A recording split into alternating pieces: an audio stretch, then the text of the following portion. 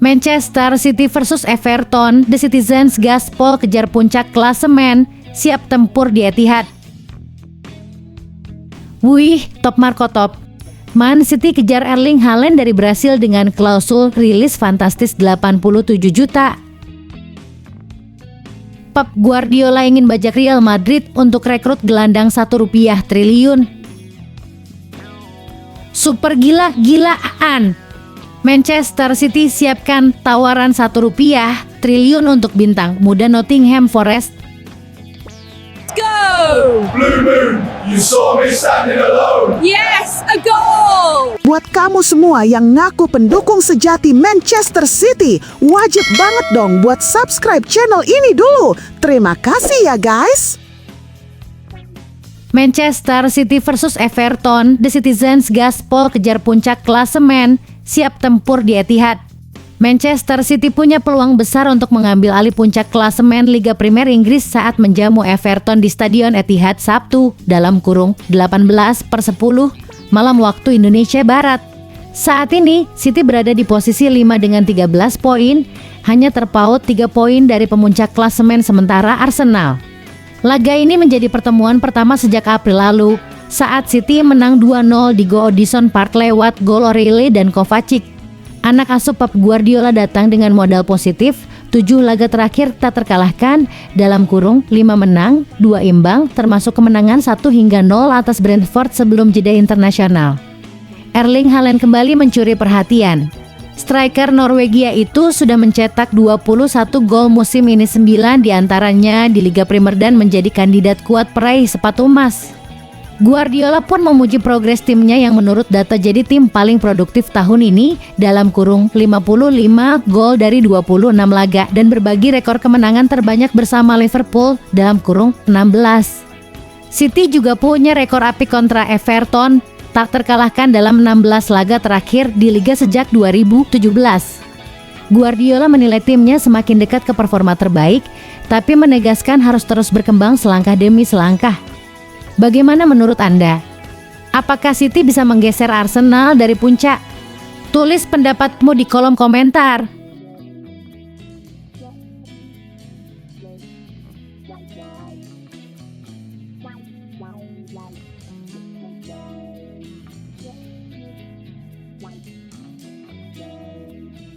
Wih, top Marco top.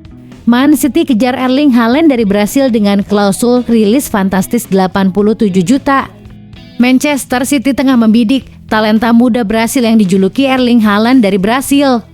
Pemain tersebut adalah Wenderson Wanderlei Santos de Melo atau yang akrab disapa Del. Baru berusia 17 tahun, penyerang muda milik Bahia ini digadang-gadang sebagai bintang masa depan Selecao. Del mulai mencuri perhatian sejak debut seniornya pada usia 16 tahun. Dengan insting mencetak gol yang tajam, ia langsung menjelma dari bakat lokal menjadi prospek global. Dalam musim 2023 bersama tim U-17 Bahia, Del mencetak 40 gol dari 34 laga, lalu menambah 12 gol di musim berikutnya. Aksinya mengantar Bahia juara Baianao dan membuatnya dijuluki Haaland dari Serto mengacu pada wilayah keras tempat asalnya. Penampilan Del di level internasional pun tak main-main. Ia bersinar di kejuaraan Amerika Selatan U15 dan U17, membawa Brasil juara dan meraih sepatu emas. Target berikutnya, Piala Dunia U17 di Qatar November ini, di mana ia diprediksi akan jadi sorotan utama. City punya keuntungan dalam perburuan ini. Dengan City Football Group menguasai 90% saham Bahia, jalan menuju Etihad bisa jadi lebih mudah. Namun, klausul rilis Del tak murah, 87 juta. Bagaimana menurut kamu, pantaskah Del dihargai semahal itu? Apakah dia memang penerus Haaland? Tulis pendapatmu di kolom komentar.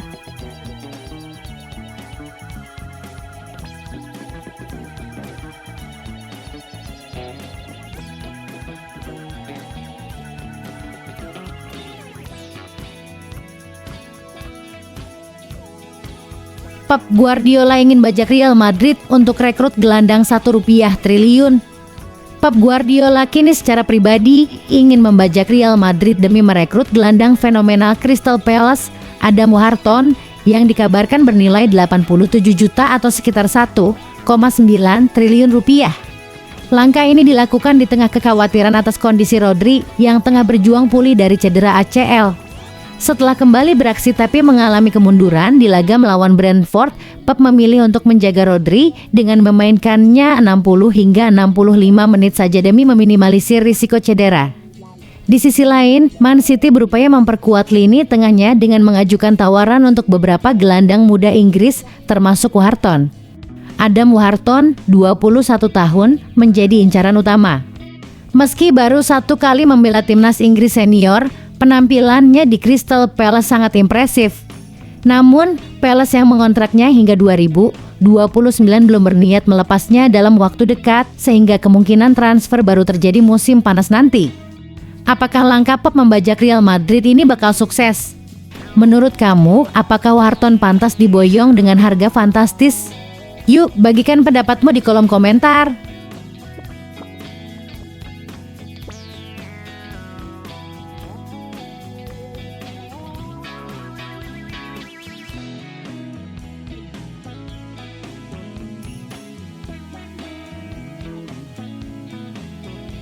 Super gila-gilaan.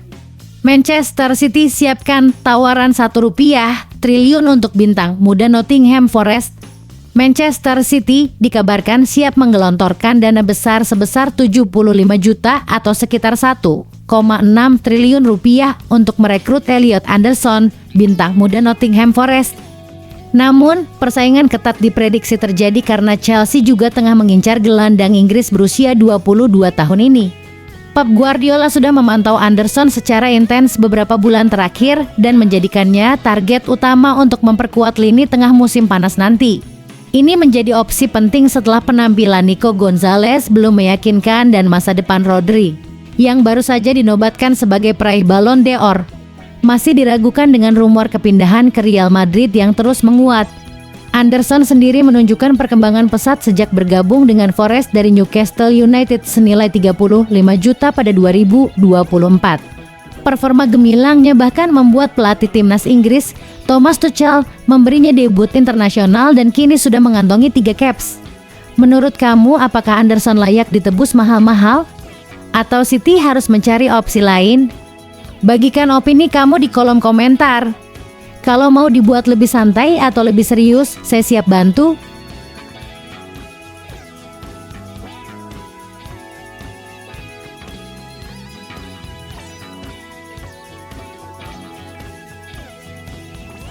Ruben Amorim siapkan taktik lihai guncang Anfield, mampukah Manchester United bangkit?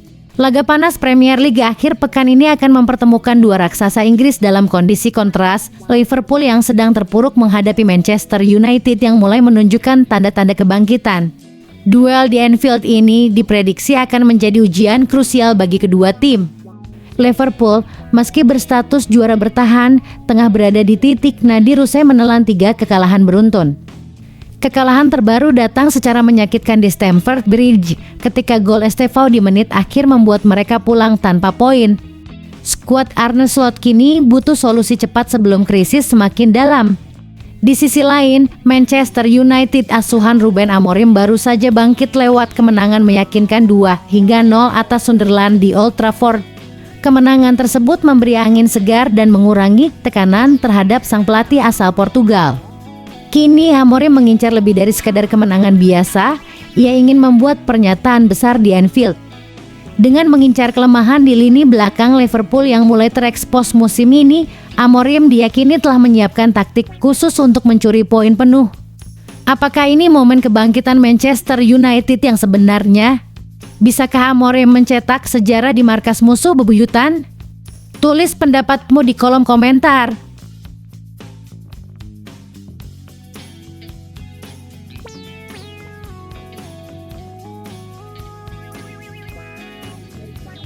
Merino jadi penyerang dadakan, bukti kejelian Arteta. Perubahan posisi Mikel Merino menjadi penyerang dadakan di Arsenal rupanya bukan kebetulan.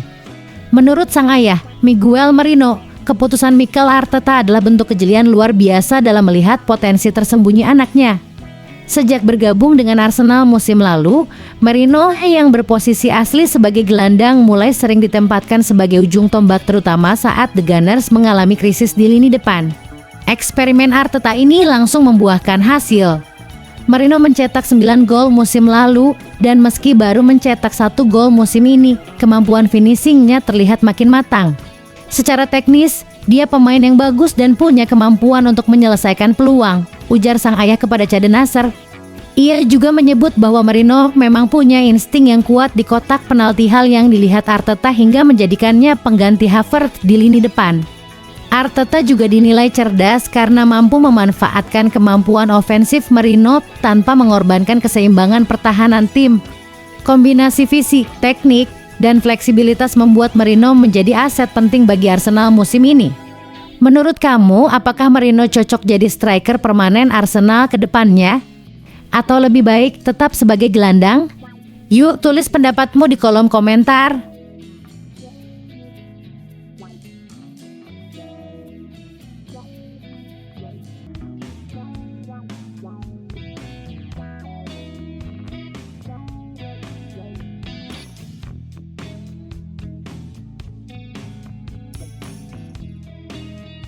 Pelatih Chelsea Enzo Maresca diskors 1 laga dan didenda Rp168 juta gara-gara selebrasi.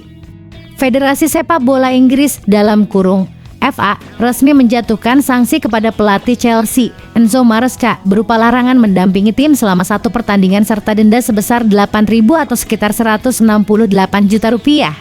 Hukuman ini diberikan usai insiden selebrasi emosional dalam laga kontra Liverpool.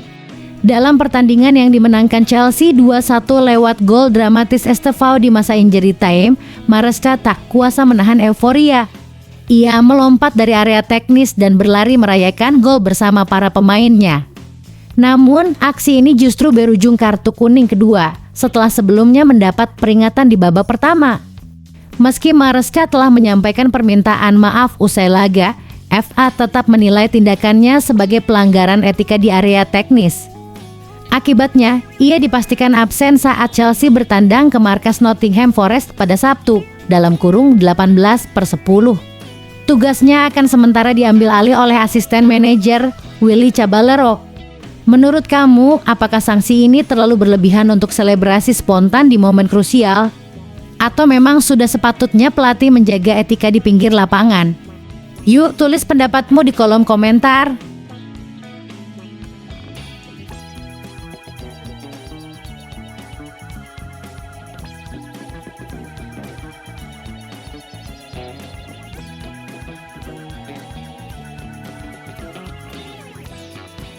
Krisis Raja Mesir. Mengapa performa Mohamed Salah di Liverpool menurun drastis musim ini? Mohamed Salah, ikon Liverpool yang dikenal sebagai Raja Mesir, tengah menghadapi masa-masa sulit.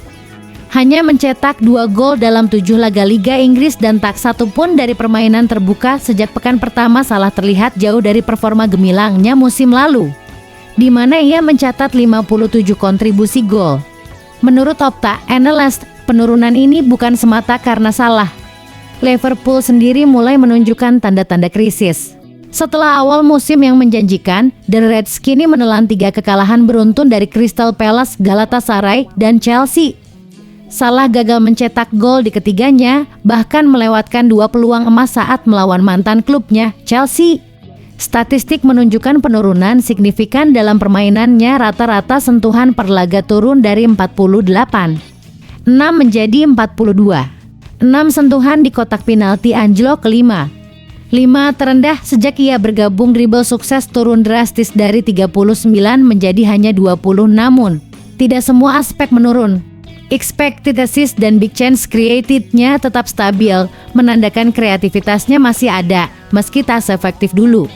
Perubahan struktur permainan Liverpool dan absennya beberapa pemain kunci turut memengaruhi performa Salah. Apakah ini tanda Salah mulai menurun atau hanya fase sulit sementara? Menurut kamu, apa solusi untuk mengembalikan ketajaman sang Raja Mesir? Yuk tulis pendapatmu di kolom komentar.